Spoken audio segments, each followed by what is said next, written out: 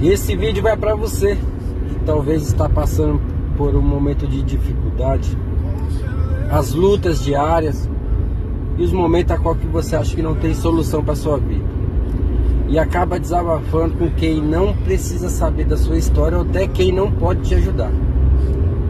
A Bíblia vai dizer que Deus é socorro presente no dia da angústia. Isso é uma certeza. Só que tem um detalhe. Quer a resposta? Vou te dar a lição que eu já passei na minha vida.